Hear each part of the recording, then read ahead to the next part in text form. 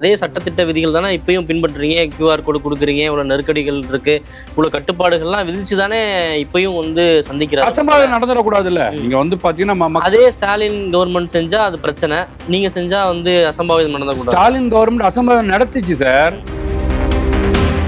கடந்த காலத்துல பாலாறும் தேனாரும் முடிச்சா, இன்னைக்கு கடந்த காலத்துல திமுக காரர் 2 வயசு குழந்தைய பாலியல் வன்கொடுமை செய்து மர்டர் பண்ணி சாவடிக்கலையா? சினிமா முகத்துல வாக்களிச்சுட்டாங்க. திமுக வாழைமரம் இல்ல ஆலமரம், மீண்டும் வருவோம் மீண்டும் வருவோம் அப்படின்லாம் பேசியிருக்காங்க ஜென்சி கூட்டத்துல. உதயநிதி சார் என்ன சார் டீ கடை நடத்திட்டு இருந்தாரா? அவர் எந்த முகத்துல இருந்தார், என்ன துறையில இருந்தார்? திமுக பெட்ரோல் விலை ஏறுது பாஜக, டீசல் விலை ஏறுது பாஜக, கத்திரிக்காய் விலை ஏறுது பாஜக, இதையெல்லாம் நீங்க தானே சொன்னீங்க. அப்ப பாஜக ஒண்ணுமில்லாத பாஜக. அப்ப யார் ஆப்போசிஷனா இருந்தா? ஹைவேல உள்ள கடையை தூக்கி முட்டு சந்தில வச்சு அதே நம்பரை போட்டு நம்பரை மாத்தி அந்த மாதிரி பாத்தீங்கன்னா ஒரு கிரிமினல் ட்ரிக்ஸ் வேலை பார்க்கல. எடப்பாடி பழனிசாமி தொடர்ச்சியாக தமிழ்நாட்டு அரசியல் களத்துல மக்களால் தேர்ந்தெடுக்கப்பட்ட முதலமைச்சர் இல்லை. நான் கேட்கிறேன், திமுக அமைச்சரவையில இருந்தது எல்லாமே திமுக மன்னர்கள் இருந்தாங்க. நீங்க டாஸ்மார்க்ல 50,000 கோடி ஊழல்னா திமுகவை சார்ந்தவர்கள். இன்னைக்கு KN நேரு 4,730 கோடி ஊர்னா 26 வருட நம்பிக்கை, லட்சக்கணக்கான சந்தோஷ திருமணங்கள். கல்யாணம்னாலே தமிழ் மேட்ரிமோனி தான். விகடன் நேயர்களுக்கு வணக்கம். இன்றைய சிறப்பு நேர்காணல மதுரை மத்திய தொகுதியுடைய MLA திரு முஸ்தபா அவர்கள் தான் இணைஞ்சிருக்காங்க. வணக்கம் சார். எப்படி இருக்கீங்க? நல்லா இருக்கு சார், சூப்பரா. திருச்சி மீட்டிங் திரு விஜய் அவர்கள் தேர்தலில் வெற்றி பெற்று முதலமைச்சராக முதல் மக்கள் சந்திப்பு கூட்டம் இதுல தன்னுடைய ஆட்சி எப்படி இருக்கும், ஏற்படக்கூடிய சட்டம் ஒழுங்கு பிரச்சனை, இதற்கெல்லாம் விளக்கம் கொடுக்காம திமுகவே கடுமையா சாடி இருக்காரு அப்படிங்கிறத பார்க்க முடியுது. எப்படி புரிஞ்சுக்கிறது இந்த முதல் பேச்சை நீங்க எப்படி பார்க்கல? நீங்க விரலூட்டி எண்ணக்கூடிய ஆட்சி அமைச்சு ஒரு நாட்கள் மக்களுக்கு என்ன செய்யறாங்க மக்களுக்கு தெரியும். மக்கள் என்ன பார்த்துட்டு இருக்கிறாங்க, இந்த கவர்மெண்ட்டை பாக்குறாங்க. இவர் டே 1ல அறிவிச்சோன்னா போதை இருக்கக்கூடாதுன்றாரு, டாஸ்மா இருக்கக்கூடாதுன்றாரு, பெண்களுக்கு பாதுகாப்புன்றாரு. இதை எல்லாம் மக்கள் மன்றத்துல உள்வாங்குறாங்க. இதை யார் விமர்சிக்கிறா? திமுக விமர்சிக்குது. நான் நல்லது பண்றேன், நான் நல்லது பண்ண போறேன்னு மக்கள் நம்பி வாக்களிச்சிருக்கிறாங்க. நல்லது செஞ்சிட்டு இருக்கிறார். இப்ப நல்லது செய்யறதை இங்க இருக்கக்கூடிய தீய சக்தி, தூரமா ஒதுக்கப்பட்ட சக்தி விமர்சிக்குது. அவங்களுக்கு இன்னைக்கு பதில் சொல்லிக்கிறார். இதெல்லாம் ஒன்றும் கிடையாது, மக்கள் ரொம்ப தெளிவா இருக்கிறாங்க, நீங்க பேசிக்கிட்டே இருங்க, இன்னும் பேசுங்க. இது பேசுறதுனால இன்னும் தூர சக்தியா மக்கள் வரட்ட போற அவர் சொல்லியிருக்கிறார் இல்லையா, பேசுங்கன்னு சொல்லியிருக்காரு. தூர சக்தியா வரட்ட போறாங்க. மக்கள் ரொம்ப தெளிவா இருக்கிறதுனால மக்களுக்கான திட்டங்களை கோட்டையில இருந்து, அவர் கூட இருக்கக்கூடிய சேம்பர்ல இருந்து, அசம்பிளில இருந்து மக்கள் செய்யறாரு. விமர்சனங்களுக்கு மக்கள் மன்றத்துல போய் பதில் இருக்காருன்னு பாக்குறேன். தேர்தலுக்கு முன்னாடி ஒரு பிரச்சார கூட்டம் மாதிரி தானே இன்னைக்கு இருந்துச்சு. ஒரு ஆட்சி பொறுப்புக்கு வந்துட்டோம், தமிழ்நாட்டுடைய ஆட்சி அதிகாரம் நம்ம கையில தான் இருக்கு, எந்த நடவடிக்கை எடுக்கணுமோ அது எல்லாமே உங்க கையில தான் இருக்கு அப்படின்ற சூழல்ல இப்பவும் திமுக மேல விமர்சனங்கள் வைக்கிறது, திமுக தான் எல்லாத்துக்கும் காரணம் அப்படின்ற மாதிரியான ஒரு பேச்சுகள், இதை நம்ம எப்படி புரிஞ்சுக்கிறது? நீங்க ஏற்கனவே 5 வருஷம் திமுக ஆட்சி கட்டில இருந்திருக்கு. நீங்க அதுக்கு முன்னாடி அதிமுக இருந்திருக்கு. இப்ப திமுக ஆட்சியில் இருக்கு. 4 வருஷம் எடப்பாடி இருந்தார். இப்போ இவங்க ஆண்டவர்கள் பாத்தீங்கன்னா இந்த தமிழக அரசியல் களத்துல முதல் தமிழ்நாட்டை மேனோங்கி செல்வதற்கு, தமிழ்நாட்டை வளர்ச்சி பாதையில் கொண்டு செல்வதற்கு ஃபண்டு. இந்த ஃபண்டை பாத்தீங்கன்னா மொத்தமா தொடச்சி எடுத்துட்டு போயிட்டாங்க திமுக. இன்னைக்கு 10.25 லட்சம் கோடி கடன். அதான் அவர் டே 1ல என்ன சொல்றாருன்னு கேட்டீங்கன்னா, நான் இது ஒரு வெள்ளை அறிக்கையா சமர்ப்பிப்பேன், எந்தெந்த டிபார்ட்மெண்ட்ல எவ்வளோ குளறுபடி இருக்கு, என்ன திட்டங்கள் நிறைவேற்றாம இருக்கு, எவ்வளோ ஃபண்டை ஊழல் செஞ்சிருக்கிறாங்க, இந்த ஊழல் இல்லாத ஆட்சியை நான் தரேன்னு சொல்லும் போது இது பெரிய டாஸ்க். நான் கேட்குறேன், இன்னைக்கு இருக்கக்கூடிய திமுக கவர்மெண்ட், கடந்த முறை இந்த திமுக கவர்மெண்ட் 6 மாசம் நாங்கள் ஒண்ணுமே சொல்லாதோன்னு சொன்னவர்கள் இன்னைக்கு விமர்சிப்பதை பார்த்து இவர் செய்யக்கூடிய நல்ல திட்டம் மக்கள் மன்றத்தில் போய் சேருது. அப்போ இதை வெளிப்படையாக செய்யணும் அப்படின்னு சொன்னா முதல் ஊழலையும் லஞ்சத்தையும் இவர்கள் செய்ததை வெளிக்கொண்டு வர வேண்டும். இவங்க என்ன கொள்ளடிச்சாலும் மக்களுக்கு தெரிஞ்சிடும். அந்த பயத்தின் வெளிப்பாடு தான். இதையெல்லாம் சரி செய்யறதுக்கு ஒரு நாட்கள் தேவைப்படுது. அந்த நாட்கள் எனக்கு கொடுங்கன்னு மக்கள்கிட்ட கேட்கிறார். மக்கள் அதை அங்கீகரிக்கிறாங்க. திமுகவுக்கு இதில் பயமா பார்க்குறேன். இன்னொரு பக்கம் திமுக விமர்சனம் பண்ணுது அப்படின்னு திருச்சி கூட்டங்கள்ல பேசினாலும் கூட அதுதானே எதிர்கட்சியோட ரோல். இப்ப 6 மாசம் எதிர்கட்சி பேசக்கூடாது அப்படின்னு சொல்ல வராரா விஜய்? இல்ல, அவருக்கு ரோல் நீங்க பாத்தீங்கன்னா விமர்சனம் பண்ண வேணாம்னு சொல்லி நீங்க விமர்சனம் பண்ணுங்கன்றார். ஏற்கனவே திமுக பாத்தீங்கன்னா ரொம்ப மவுத் பீஸை வைத்து, அண்டாவை வைத்து, செம்பை வச்சு, கிளாஸை வச்சு விமர்சனம் நம்ம பார்த்தோம். அதை மாதிரி நீங்க விமர்சனம் செய்யுங்க, எனக்கு அது பிளஸ் தான். மக்கள் மன்றத்துல பாத்தீங்கன்னா விஜய் அவர்கள் என்ன நல்லது செய்ய வந்திருக்கிறார், என்ன செய்ய போறார், எப்படி செய்வார்னு மக்கள் நம்பி வாக்களிச்சிருக்கிறாங்க. தமிழ்நாட்டில் கடந்த முறை வந்து 234 தொகுதியும் பிரச்சாரம் போடல சார். எவ்வளவு தூரம் வந்து சீஃப் மினிஸ்டர் வந்து விஜய் சார் வந்து பிரச்சாரம் போயிருப்பார். அதையெல்லாம் தாண்டி மக்கள் வாக்களிச்சிருக்காங்கன்னு சொன்னா நீங்கள் விமர்சிப்ப நான் கேட்கிறேன், 6 மாசம் அமைதியா இருப்பேன்னு யார் சொன்னா? இது எக்ஸிஎம் தானே சொன்னாரு. ஏன் நீங்க வந்து இன்னைக்கு வந்து பாத்தீங்கன்னா கொதிக்கிறீங்க? அப்போ இன்னும் நாளொரு மேனி பொழுதொரு வண்ணமாக தமிழக கவர்மெண்ட்டுக்கு மக்கள் ஆதரவு ஏகோதிபத்தியமாக கூட்டி போயிட்டு இருக்கு. இன்னைக்கு திமுகல இருந்து அதிமுகல இருந்து இந்த இயக்கங்கள் தமிழ்நாட்டுக்கு ஒன்றும் நல்லது செய்ய போறது கிடையாது, அங்க அங்கீகாரம் கிடைக்க போறோன்னா இன்னைக்கு வந்து தொடர்ச்சி அறிஞ்சு வராங்க. இதையெல்லாம் பார்த்து விமர்சிக்கிறாங்க. நீங்க விமர்சிக்கிறதுனால ஒன்றும் பயம் இல்லைன்னு தெளிவா சொல்றேன். இல்ல பிரச்சாரம் போக விடல, நிறைய கெடுபிடிகள்லாம் விதிச்சாங்க அப்படின்னு நீங்க சொல்றீங்க. விஜய் அவர்களும் அதுதான் சொல்லியிருந்தாரு. ஆனா இப்போ திருச்சி மீட்டிங்ல கூட பாத்தீங்கன்னா திமுக ஆட்சி காலத்துல என்ன வந்து சட்ட விதிகள்லாம் பின்பற்றினாங்களோ அதே போல ஒரு சட்ட விதிகள் தான் பின்பற்றினாங்க. இப்பவும் அதே எஸ்ஓபியை தானே நீங்க வந்து ஃபாலோ பண்றீங்க. புரோட்டோகால் இருந்தாலும் ஒரு சிஎம் போறதா இருந்தாலும் மக்களுக்கு எந்த ஒரு இடையூறும் வரக்கூடாது. அது ரொம்ப அவர் வந்து ரொம்ப வந்து கேர்ஃபுல்லாக இருக்காருன்னு தான் நான் பார்க்குறேன் சீஃப் மினிஸ்டர் சார்.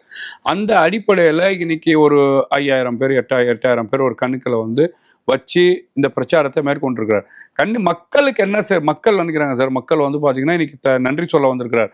இந்த கவர்மெண்ட் என்ன செய்ய போகுது? வந்த உடனே வந்து இன்னைக்கு போதையை வந்து வேரோடும் மண்ணோடையும் பிடுங்கி வீசுறாருன்னு சொன்னா இதை தான் மக்கள் வந்து நேசிப்பாங்க. நீங்க அவங்க போறாரு கூட்டம் கூடல இப்படி இது வந்து எதிர்கட்சியோட பருப்பு கண்டா இல்ல போறாரு கூட்டம் கூடல அப்படிங்கறத நான் சொல்ல வரல.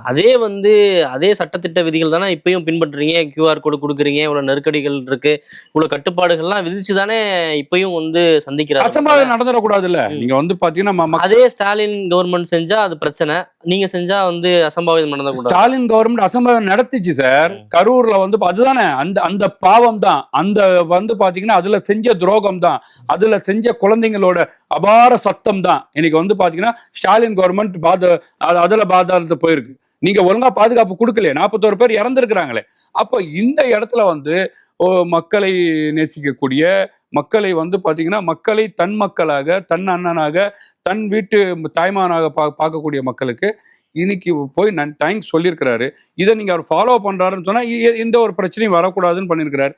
கண்டிப்பாக காவல்துறை என்ன வந்து இதுக்கான பரிந்துரை செய்தோ இதை நீங்க பண்ணுங்கன்னா அந்த புரோட்டோகால் அடிப்படையில் பண்ணுவாருன்னு பார்க்குறேன்.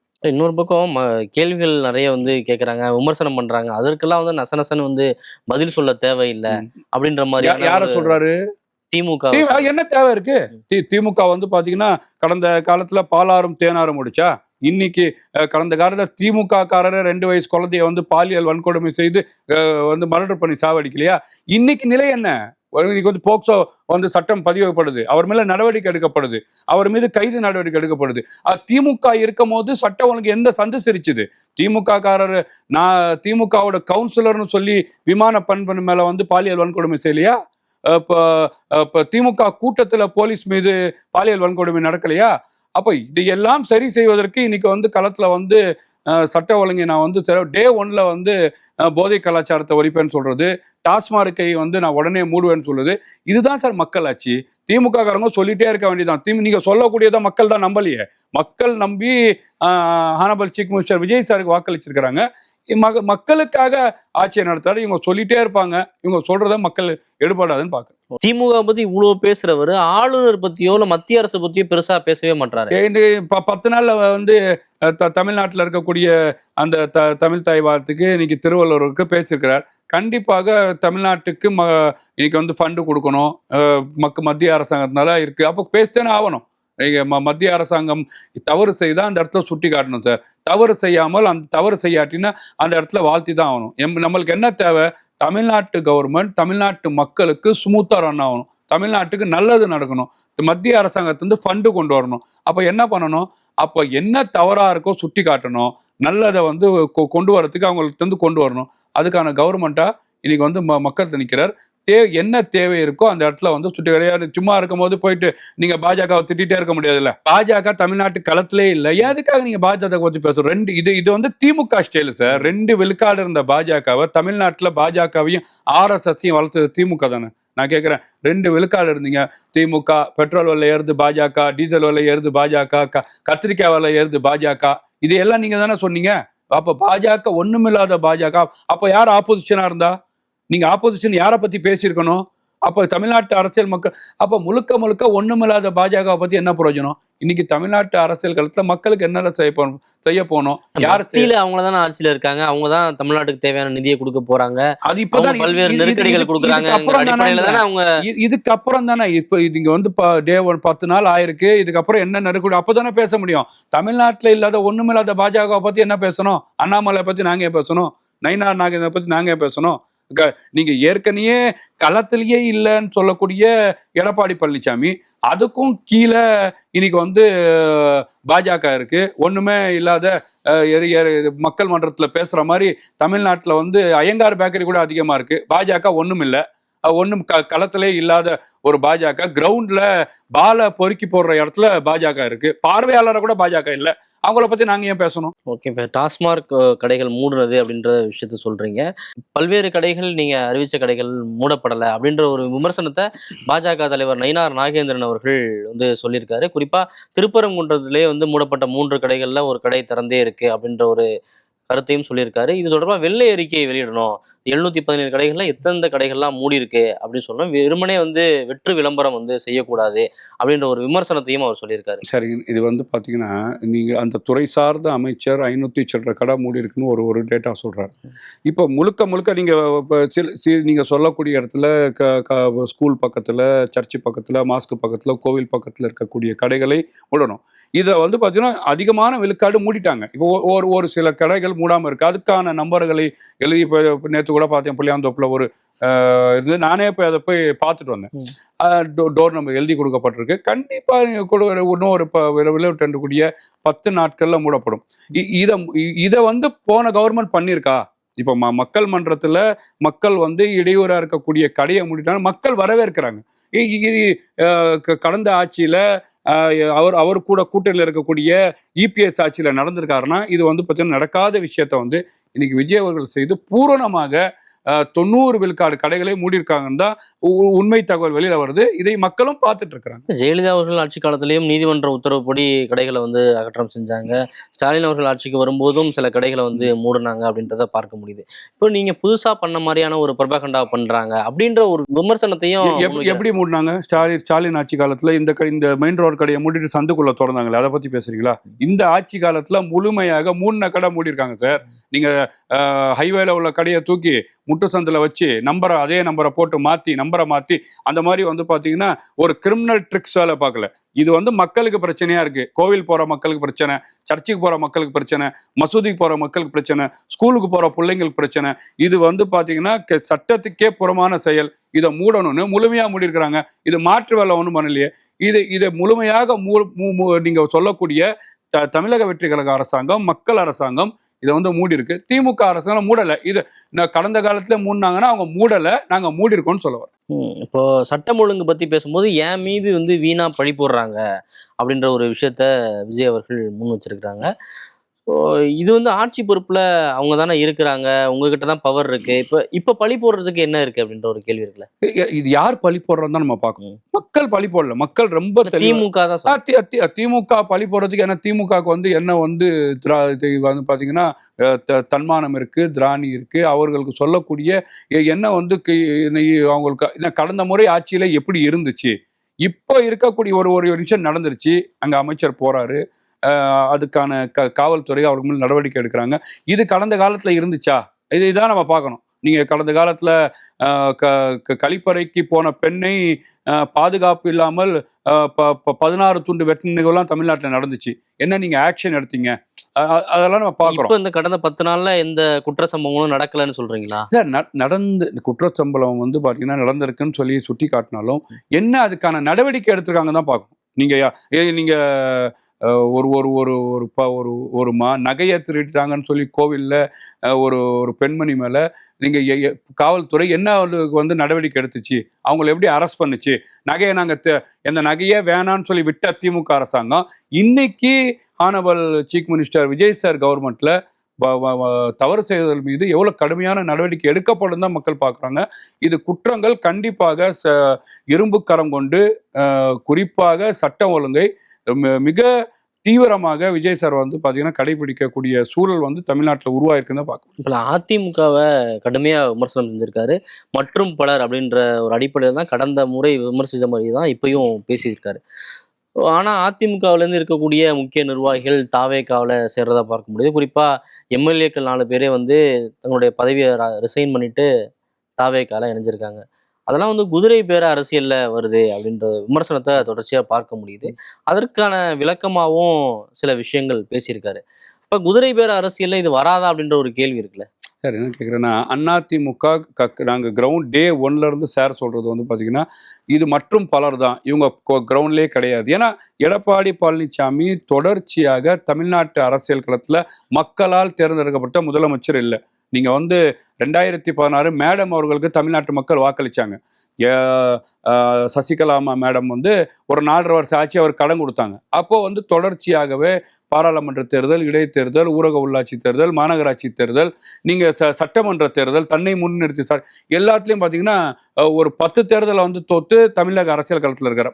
அப்ப அதிமுக அரசியல் இல்லதான் சொல்றோம். இப்ப இருக்கக்கூடிய அனைத்து இந்திய அண்ணா முன்னேற்ற கழகத்தை மக்கள் இன்னைக்கு வாக்களிச்சுறாங்க சொன்னா, சார் அவங்களோட லீடர்ஷிப் பிடிக்கல, அங்க இருக்கக்கூடிய அதிமுக வந்து இதுக்கப்புறமா ஒண்ணுமே செய்ய முடியல, அதிமுக களத்துல இல்லை, நாங்க எம்எல்ஏ வந்து ரிசைன் பண்ணிட்டு வந்து சேர்றாங்க. இது ரிசைன் பண்ணிட்டு வந்து சேர்றது எப்படி நீங்க குதிரை பேரம் சொல்ல முடியும்? இதை யார் ரிசைன் பண்றா? அவங்க தன் எழுச்சியாக வெற்றி பெற்ற ஒரு 15 நாட்களுக்குள்ளவே அவங்களுக்கு வந்து அதிமுக களத்துல இல்லை அப்படின்றது அவங்க உள்கட்சி பிரச்சனை. எடப்பாடி பழனிசாமி மேல நம்பிக்கை இல்லை. எடப்பாடி பழனிசாமி அதிமுகவை வழிநடத்தக்கூடிய ஒரு தலைவராகவே அவங்க கருதலை. நான் பாக்குறோமா இல்லையா சட்டமன்றத்துல பெரும்பான்மை எப்படி நடந்ததுன்னு சொல்லி. அப்போ ஒரு லீடரையே ஒரு கட்சியோட பொதுச் செயலாளரையே ஏற்கனவே வந்து பைலாவை மாத்தினவர் தானே. 10 ஜென்மீன் 10 பண்ணையார்கள் முன்மொழிந்து தானே எடப்பாடி பழனிசாமி வந்து அதிமுக பொதுச் செயலாளராக இருக்கிறார். அப்போ தொடர்ச்சியாக அதிமுக தமிழக அரசியல் களத்தை இல்லை என்பது அவர்கள் உணர்றாங்க. அங்க இருக்கக்கூடிய எம்எல்ஏக்களோ தொண்டர்களோ, அதுதான் மொத்தம் அதிமுக இன்னைக்கு தாவாக்காவை நோக்கி வருதுன்னு நான் பாக்குறேன். இதுக்கு என்ன கேக்குறாங்கன்னா, அப்படியான ஒரு மனநிலையில இருந்து அவங்க ஏன் அதிமுகவுல தேர்தலை சந்திச்சாங்க? தேர்தலை சந்திச்சுட்டு ஒரு 10 நாட்களுக்குள்ளாவே பதவியை ரிசைன் பண்ணிட்டு தாவேகால வந்து இணையிறது அப்படிங்கிறது என்ன வகையான அரசியல் அப்படின்றது கேள்வி. அதிமுக இதுக்கப்புறம் இருந்தா தமிழ்நாட்டு மக்கள் மன்றத்துல எங்களுக்கு செயல்படுத்த முடியாது, மக்களுக்கு ஒன்றும் செய்ய முடியாது. அவங்க ஏதோ ஒன்று புரிஞ்சிருக்கலாம். இது அதுதான் இவர் சொல்றாரு. நீங்க குதிரை பேரம்னு ஒரு பார்ட்டியை பார்த்து அடிக்கும் போது இது குதிரை பேரம் அரசு இல்ல, குதிரை வேகத்தில் போறாரு. இப்போ குதிரை வேகத்துல போற அரசு. அப்ப நாங்க வந்து பாத்தீங்கன்னா அந்த இயக்கத்திலேயே நம்ம இருந்தா அந்த பகுதி வாக்களித்த மக்களுக்கு கூடுதலாக நல்லது செய்யணும் அவங்க எண்ணி இருக்கலாம். அந்த அடிப்படையில வந்து இன்னைக்கு வந்து தாவேகால வந்து அவங்க வந்து இணைஞ்சிருக்கிறாங்க. தேர்தலை நான் கேட்கிறேன், யார் வாக்களிச்சா? மக்கள் வாக்களிச்சாங்க. அவங்களுக்கு வாக்களிச்சாங்க மக்கள். இன்னைக்கு வந்து ரிசைன் பண்ண போறாங்க. திருப்பி அந்த இடத்துல ஒரு தேர்தல் நடக்க போகுது. கடைசியில் யார் அந்த இடத்துல வந்து தீர்மானிக்கணும்? மக்கள் தீர்மானிக்க போறாங்க இல்லையா? திமுக காரங்களுக்கு ஏன் பதட்டம்? திமுக காரங்களுக்கு ஏன் பயம்? உங்களால மக்கள் மன்றத்துல மக்களை நம்பி நான் வந்து தமிழ்நாட்டில் வந்து பெண்களுக்கு அதை செஞ்சிட்டேன் இதை செஞ்சிட்டேன்னு சொல்லி ஜெயிக்க முடியல. இன்னைக்கு திருப்பி இடைத்தேர்தலில் வந்து களத்தில் நிற்க போறது அவர்கள் நிற்க போறார்களோ இல்லை ஒரு பார்ட்டி போய் நிற்க போதோ மக்கள் வாக்களிக்க போறாங்க. இன்னைக்கு மக்கள் 234 தொகுதியிலையும் தமிழக வெற்றி கழகத்தின் தலைவரும் ஹானபல் சீஃப் மினிஸ்டர் அவர்களும் ஆட்சியை பார்த்து இவருக்கு வாக்களிக்கணும்னு முடிவு பண்ணிட்டாங்க. ஜாதியை பார்க்காம, மதத்தை பார்க்காம, பணத்தை பார்க்காம, புரியுதா?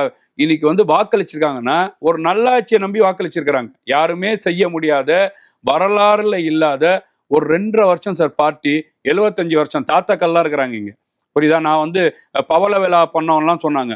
அவர்களை மக்கள் புறக்கணிச்சுட்டு 2.5 வருஷம் அந்த பார்ட்டி வேணும்னு நினைக்கிறாங்கன்னா நீங்க இடைத்தேர்தலில் யார் வேணும்னு நினைக்க போறாங்க? நான் அதை தான் நான் சொல்றேன்.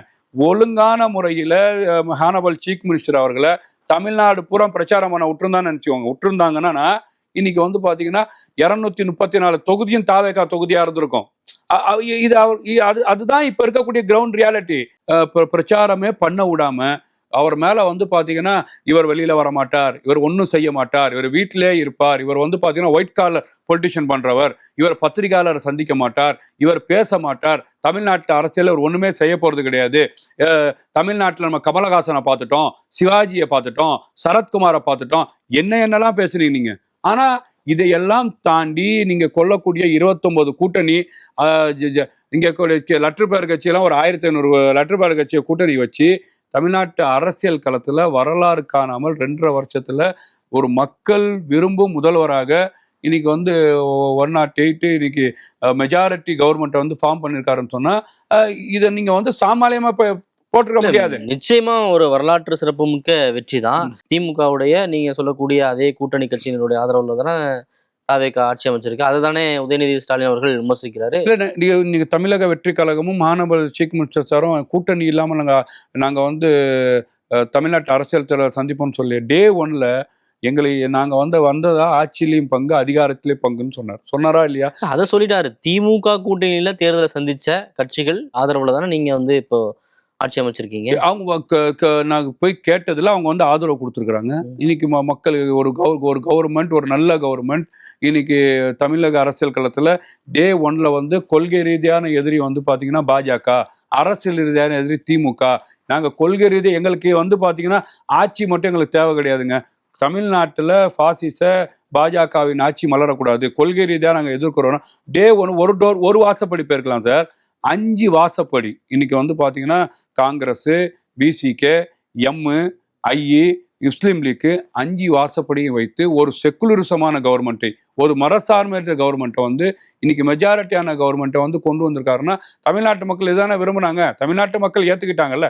அதை ஏத்துக்கிட்டு நீங்க திமுக கவர்மெண்ட்ல வந்து அவங்க நின்று ஜெயிச்சாங்கன்னு சொன்னா அவர்கள் தானே வந்திருக்கிறாங்க. இன்னைக்கு ஆட்சியில பங்குன்னு சொல்லும் போது இன்னைக்கு விடுதலை சிறுத்தைக்கு வரலாறு காணாமல் மினிஸ்ட்ரியில வந்து இடம் கொடுத்துருக்காங்க சார். தமிழ்நாட்டு அரசியல் களத்துல சுதந்திரத்துக்கு பின்னாடி ஒரு முஸ்லீம் லீக்கு ஒரு மினிஸ்ட்ரி, சிறுபான்மையின் பாதுகாவலர், சிறுபான்மை என் கூட தான் இருக்கிறாங்க, காயிதே மில்லத் எங்களுக்கு வந்து பாத்தீங்கன்னா இஸ்லாமிய சமுதாயத்தை எங்கள்கிட்ட ஒப்படைச்சிட்டு போனாரு. ஒரு நாள் நீங்க வந்து மினிஸ்ட்ரி இடம் கொடுத்துருப்பீங்களா? அங்கீகாரம் கொடுத்துருப்பீங்களா? இந்த சமுதாயத்தை மேம்படுத்துவதற்காக ஒரு கேபினெட்ல வந்து இடம் கொடுத்துருப்பீங்களா? இன்னைக்கு முஸ்லீம் லீக் கொடுக்குறாங்க அப்படின்னு சொன்னா எத்தனை வருஷம் கழித்து காங்கிரஸ்க்கு வந்து நீங்க மினிஸ்ட்ரி கொடுத்துருக்குறாங்க. அப்ப வந்து நீங்க சொல்லக்கூடிய அவங்க கூட்டணியில இருந்தாங்கன்னா கொத்தடிமையா வச்சிருந்தீங்க. ஆட்சி அதிகாரத்துல வந்து விசிகே இருந்துச்சா, காங்கிரஸ் இருந்துச்சா? நான் கேட்கிறேன், திமுக அமைச்சரவையில இருந்தது எல்லாமே திமுக மன்னர்கள் இருந்தாங்க. நீங்க டாஸ்மார்க்ல 50,000 கோடி ஊழல்னா திமுகவை சார்ந்தவர்கள். இன்னைக்கு KN நேரு 4,730 கோடி ஊழல்னா திமுகவை சார்ந்தவர்கள். இந்து அறநிலையத்துறையில 1000 கோடி ஊழல்னா சேகர் திமுகவை சார்ந்தவர்கள். அப்ப இவர்கள் என்ன பண்ணி இவங்க வந்து பாத்தீங்கன்னா தமிழ்நாட்டுல ஒரு பாஜக ஆட்சி வரக்கூடாதுன்னு சொல்லி ஒரு செக்குலரிசம் ஆட்சி வர வேண்டும், ஒரு ஜனநாயக ஆட்சி வர வேண்டும் சொல்லி கொடுத்தாங்க. அவங்க புரிஞ்சுக்கிட்டாங்க. இன்னைக்கு தமிழ்நாட்டுல ஒரு நல்ல ஆட்சி, ஒரு மக்கள் ஆட்சி, மக்கள் மன்றத்தை தேர்ந்தெடுத்திருக்கிறாங்க. அப்போ அவங்களை சார்ந்து அவங்க சமுதாயத்தை சார்ந்து மேம்படுத்த வேண்டும்னா இங்க முழுக்க முழுக்க அங்கீகாரம் கிடைக்குது சார். நீங்க இன்னைக்கு ஸ்டாலின் வாழ்க, உதயநிதி வாழ்க, கலைஞர் வாழ்க, திமுக வாழ்கன்னு சொன்ன இந்த கூட்டணிகளுக்கு என்ன அங்கீகாரம் கிடைச்சது? இன்னைக்கு எதுவுமே வாழ்கன்னு சொல்லாம நீங்க வரீங்களா, நீங்க மட்டும் நல்லா இருக்க கூடாதுங்க, உங்க சமூகம் நல்லா இருக்கணும், உங்க சமூகத்தை சார்ந்து நல்லா இருக்கணும்னு சொல்லி ஒரு பெரிய கேபினெட்ல இடம் கொடுக்குறாரு சொன்னா இதுதான் தலைமை. இந்த தலைமையை மக்கள் ஏத்துக்கிறாங்க. திமுக காரங்களுக்கு ஏன் பதட்டம்னு கேட்கிறேன். திமுகக்கு என்ன பதட்டம்? முஸ்லீம் லீக்கு நீங்க ஒரு வரலாறு பாருங்க. எம்ஜிஆர் அவர்கள் செய்ய முடியாத விஷயத்த முஸ்லீம் லீக் வந்து 5வது கடமையில ஒரு அப்படின்னு சொல்லி பேசுவாங்க. அவங்க கூடயே இருக்கிறோம்னு பேசினவங்க. இன்னைக்கு மேடம் ஜெயலலிதா அவர்கள் செய்ய முடியாதத விஜய் அவர்கள் முஸ்லீம் லீக்கே வந்து களத்துல வந்து கொண்டு வந்து அந்த சமுதாயத்துக்கு ஒரு அங்கீகாரம் கொடுத்துருக்காங்கன்னா சமூகம் ஏத்துக்குது, மக்கள் ஏத்துக்கிறாங்க. திமுக ஏமாத்துறீங்க, மக்கள் புரிஞ்சுக்கிறாங்க. ஓகே, மதச்சார்பற்ற ஆட்சி அப்படின்னு சொல்றீங்க. குறிப்பா அந்த பக்ரீத் சமயங்கள்ல வந்து மாடுகளை வந்து பொது இடங்களை வெட்டக்கூடாது அப்படின்ற ஒரு நீதிமன்ற தீர்ப்பு வந்துச்சு. அதற்கு எதிராக வந்து நீங்க தாவேகா என்ன களமாடுச்சு? சார், இது வந்து முற்றிலும் வந்து பொய்யான செய்தி. நான் கேட்கிறேன், பக்ரீத்துக்கு பசுமாடையும் கண்ணுக்குட்டியும் அறுக்கக்கூடாதுன்னு ஒரு ஜட்ஜ்மெண்ட் வருது. ஒரு டே இது வந்து பக்ரீத்துக்கு முதல் நாள் நைட்டு 9 மணிக்கு ஒரு ஜட்ஜ்மெண்ட் வருது. சார், இது முஸ்லீம் ஷரியா லாலியே கண்ணுக்குட்டியையும் பசுமாடையும் குர்பானி கொடுக்க முடியாது. நீங்க உங்களுக்கு புரியுதா? மாடுகளை வந்து இதுல என்ன வந்து என்னன்னு கேட்டீங்கன்னா, அவங்க வந்து இதை எடுத்துட்டு போய் நீங்க வந்து பாத்தீங்கன்னா அறுக்கக்கூடிய கூடங்கள்ல அருங்கன்னு ஒரு வார்த்தையை கோட் பண்றாங்க. இது கமர்ஷியலுக்கு நீங்க இங்க கூடிய புளியாந்தோப்புல அறுக்கக்கூடிய கூடங்கள் இருக்கின்றது. திருச்சி எந்தெந்த நகரங்கள் இருக்கிறதோ ஒரு கூடங்களுக்கு இருந்து அங்க போய் அறுக்குறாங்க. இதை வந்து கோர்ட் வந்து ஒரு ஜட்ஜ்மெண்டா கொடுத்துருக்குது. இதை முழுக்க தொடர்ச்சியாகவே பக்ரீத் காலத்துல இஸ்லாமிய மக்கள் ஆடு மாடை பலியிடுவது வந்து இயல்பான விஷயம். இந்த வாட்டி வந்து கொடுத்துருக்குறாங்க. இது எந்த இடத்துல வந்து பாத்தீங்கன்னா இடையூறு கொடுத்துருக்குறாங்க? அவங்க கொடுக்கவே இல்லையே. இது போய் ஒரு இடத்துல எஃப்ஐஆர் போட்டிருக்காங்க. எங்க எஃப்ஐஆர் போட்டிருக்காங்க காட்ட சொல்லுங்க. சில இடத்துல கோர்ட் ஆர்டரை வந்து அந்த அதிகாரிகள் வந்து ஒபே பண்ணணும்னு சொன்னாங்க. அதுக்கான முறைப்படுத்தப்பட்டது. இன்னொரு பக்கம் திருப்பரங்குன்றம் விவகாரத்துல திருப்பரங்குன்றம் ஃபைல்ஸ் அப்படிங்கிற ஒரு ஆவணப்படத்தை புதுக்கோட்டையில திரையிடக்கூடாது அப்படின்னு சொல்லி காவல்துறை வந்து தடுத்திருக்காங்க அப்படின்னு டிஜிட்டல் ஊடகவியலாளர் சங்கம் வந்து அறிக்கை கொடுத்திருக்காங்க. அதை வந்து எப்படி புரிஞ்சுக்கிறது? இல்ல சார், நான் என்ன கேட்கறேன்னா, இந்த திருப்பரங்குன்றம் திருப்புறம் நீங்க ஒரு ஊடக ஜேர்னலிஸ்ட், நீங்க அந்த பகுதிக்கு போயிருப்பீங்க. நீங்க இந்த திருப்பரங்குன்ற இஷ்யூவே வந்து திமுகவும் பாஜகவும் தான் சார். இந்த சைடில் ஆர்எஸ்எஸ் ப்ளே பண்ணுது, இந்த சைடு வந்து பாஜக ப்ளே பண்ணுது, இந்த சைடு திமுக என்ற ஒரு ஆர்எஸ்எஸ் ப்ளே பண்ணுது. ஏன்னா எடப்பாடி பாஜகவோட கூட்டணி, திமுக ஆர்எஸ்எஸோட கூட்டணி. இதுதான் தமிழக அரசியல் களத்தில் இருக்கக்கூடிய உண்மை. இப்போதான் மக்கள் புரிஞ்சுக்கிட்டாங்க. யாரெல்லாம் பி டீம் சொன்னாங்களோ, இப்போ ஏல இருந்து பில இருந்து சில இருந்து டில இருந்து ஸ்டாலின் சார் தான் ஆர்எஸ்எஸோட பிளே பண்ணிட்டு இருக்காரு. மக்கள் இன்னைக்கு வந்து தெளிவா புரிஞ்சு தமிழ்நாட்டு இஸ்லாமிய மக்கள் வாக்களிச்சிருக்காங்க. யார் அங்கீகாரம் கூட. திருப்பரங்குன்றத்தில் இருக்கக்கூடிய இந்து மக்களும் இஸ்லாமிய மக்களுக்கு என்ன பிரச்சனை இருக்கு? நான் அந்த பகுதியில் பிரச்சாரத்துக்கே போனேன். திருப்பரங்குன்றத்தில் மக்களோட ரிசல்ட் என்ன? திருப்பரங்குன்றத்தில் யார் ஜெயிச்சா? எவ்வளவு வாக்கு வித்தியாசத்துல ஜெயிச்சோம்? அப்ப மக்கள் என்ன நினைக்கிறாங்க? இவர்களும் அயோக்கியர்கள். இந்த நாட்டுல மதத்தை பாதுகாக்க வேண்டும், ஜாதி கலவரத்தை வந்து பாத்தீங்கன்னா முற்றிலும் ஒளிவரிக்க வேண்டும், எல்லோரும் சகோதரத்துவத்தை வாழ வேண்டும். நான் ஒரு நல்ல கவர்மெண்ட் மக்கள் முடிவு பண்ணாங்க. விஜய் சார் கவர்மெண்ட் கொடுத்துருக்காங்கன்னு பாக்குறேன். முதலமைச்சர் விஜய் அவர்கள் இன்னைக்கு பேசின பேச்சுல நிறைய விஷயங்கள், குறிப்பா அந்த பயிர்க்கடன் சம்பந்தமாகவும் மின் கட்டணம் தொடர்பாகவும் நிறைய விஷயங்களை பேசியிருந்தாரு. அப்ப கொடுத்த வாக்குறுதி ஒண்ணு, நிறைவேற்றுறது ஒண்ணு அப்படின்றது ஒரு விமர்சனம் இருக்க தானே செய்யுது. திமுக இதுல எங்க மிஸ்லீடிங் பண்ணுதுன்ற ஒரு கேள்வி இல்லை சார். இப்போதைக்கு பயிர்க்கடனை எதிர்க்கு இப்போ இருக்கக்கூடிய அந்த லோனை தள்ளுபடி பண்ணா வருங்க. இப்போ நீங்க மழை பெய்ய போது விவசாயம் பண்ண போறாங்க.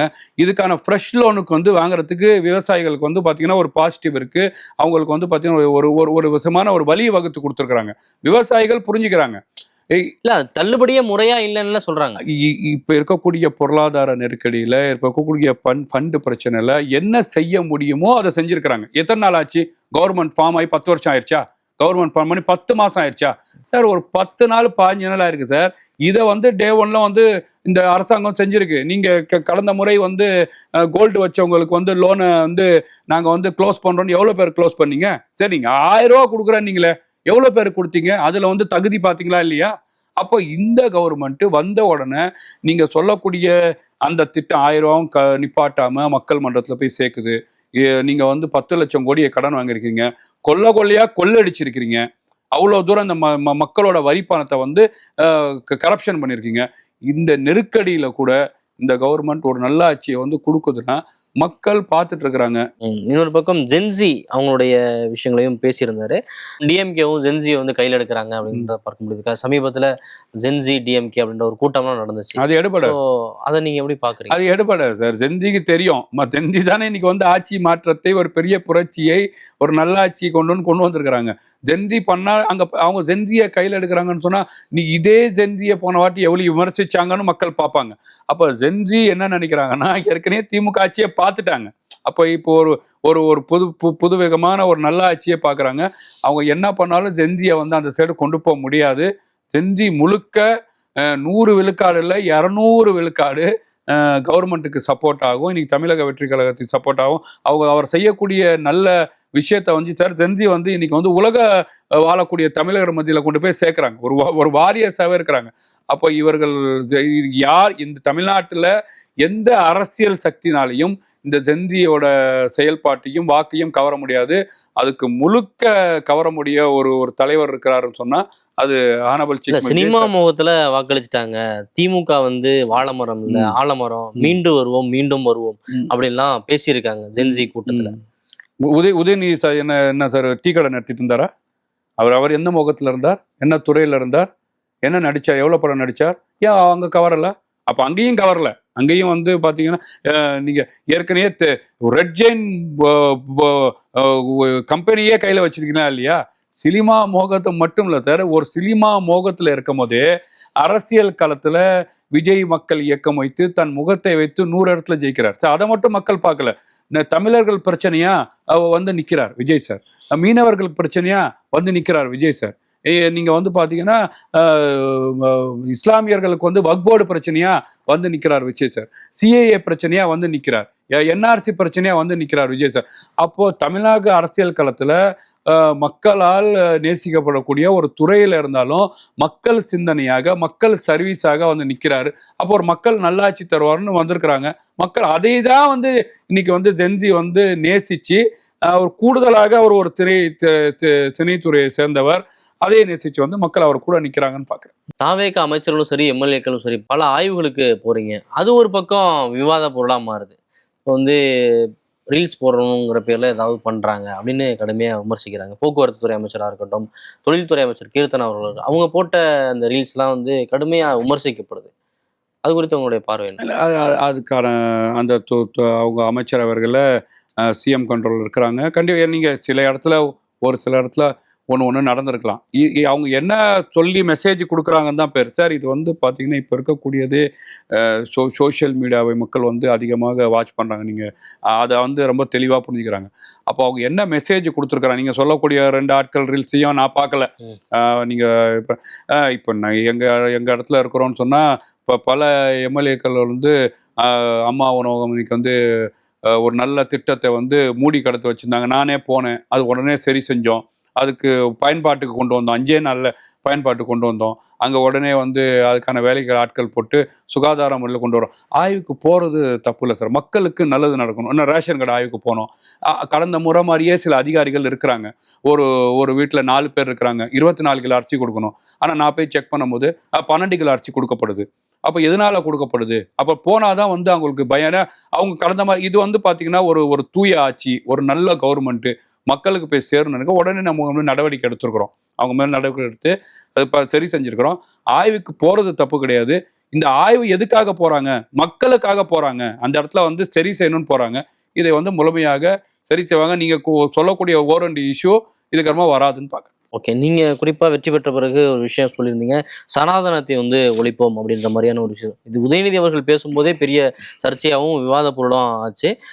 தாவேக்காவோட நிலைப்பாடும் அதுதானா? இல்லை சார், நான் என்ன சொல்கிறேன்னா இதை வந்து முற்றிலும் இதை வந்து எப்படிலாம் வந்து திருச்சி கொண்டு போய் போடணுமோ போட்டுக்கிறாங்க. தாவேக்காவோட நிலைப்பாடு பிறப்புக்கும் எல்லா உயிருக்கும் அப்படி. அதனால தான் வந்து இன்னைக்கு ஆட்சியிலையும் பங்கு, அதிகாரத்திலையும் பங்கு, இந்து, முஸ்லீம், கிறிஸ்தவர், பௌத்தர், ஜெயினிசர் எல்லோரும் சமம். இந்த நாட்டில் எல்லாரும் வாக்களிக்கிறாங்க, இந்த நாட்டு பிரஜையாக இருக்கிறாங்க, இந்த நாட்டு மக்களுக்காக பாடுபட்டிருக்காங்க, எல்லா சமுதாயம் பாடுபட்டிருக்காங்க. இந்த ஏற்றத்தாழ்வை பற்றி அதுக்கு இங்கே தேர்தல் மேற்பார்வை ரொம்ப தெளிவாக இருக்கிறார். இதை வந்து எல்லாமே இங்கே எல்லோரும் சமம், இந்த சமூகம், இந்த சமத்துவம், இதை வந்து எல்லா மக்களும் நேசிக்கிறாங்க. இந்த ஹியூமானிட்டியை, இந்த மனித நேயத்தை, அதை வந்து நாங்கள் வெளிப்பட்டிருக்கோம். அதனால் நான் சொன்னேன், மரியாதைக்குரிய பெரியார் அவர்கள், அம்பேத்கர் அவர்கள் இவர்கள் என்ன கொள்கையில் கடைபிடித்தாரோ அந்த கொள்கையை நாங்கள் கடைபிடிப்போமே தவிர இதை வந்து ஒரு சமூகத்தை சார்ந்து பேசுவதாக திருச்சி போடுறாங்க. இது கிடையாது. எங்களோட நோக்கம் என்ன? எல்லோரும் சமம். அந்த சமத்தை வந்து பிறப்புக்கும் எல்லா உயிருக்கும் என்ற கொள்கையை நானும் உள்வாங்கி, எங்களோட இயக்கமும் உள்வாங்கி, இன்னைக்கு கவர்மெண்ட் உள்வாங்கி அதன் மாதிரி நடைமுறையை நடைபெற்றிருக்குன்னு பார்க்க. முதலமைச்சருடைய இந்த முதல் பேச்சு, மக்கள் சந்திப்பு கூட்டத்துல முதல் பேச்சுல என்ன ஹைலைட்டா பார்க்க முடியும்? இதுக்கும் தேர்தல் பிரச்சாரத்துக்கும் என்ன வேறுபாடு அப்படின்னு நீங்க பாக்குறீங்க? கவர்மெண்ட் நல்ல கவர்மெண்ட் நடந்துட்டு இருக்கு. இன்னைக்கு திமுக அரசாங்கம் நம்மள மேல விமர்சிக்கிறாங்க. 6 மாசம் கூட பொறுக்க மாட்டுறாங்க. மக்கள் நீங்க வந்து தெளிவா இருக்கிறீங்க. இதை நீங்க தொடர்ச்சியா திமுக அரசாங்கம் செய்யக்கூடிய வேலை அப்படின்றத வந்து மக்களுக்கு ஒரு மெசேஜாக, திமுகவுக்கு ஒரு மெசேஜாக கொடுத்துருக்காருன்னு பார்க்குறேன். ஓகே சார், உங்களுடைய நேரத்துக்கு நன்றி. நிறைய தகவல்களை பகிர்ந்துட்டீங்க. நன்றி சார். நன்றி. 26 வருட நம்பிக்கை, லட்சக்கணக்கான சந்தோஷ திருமணங்கள். கல்யாணம்னாலே தமிழ் மேட்ரிமோனி தான்.